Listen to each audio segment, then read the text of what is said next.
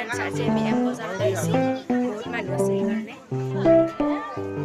এইবিলাক ইমান মানুহ আছে এম বজাৰত এইবিলাক ইমান ডাঙৰ কাপোৰ বহুতবিলাক আছে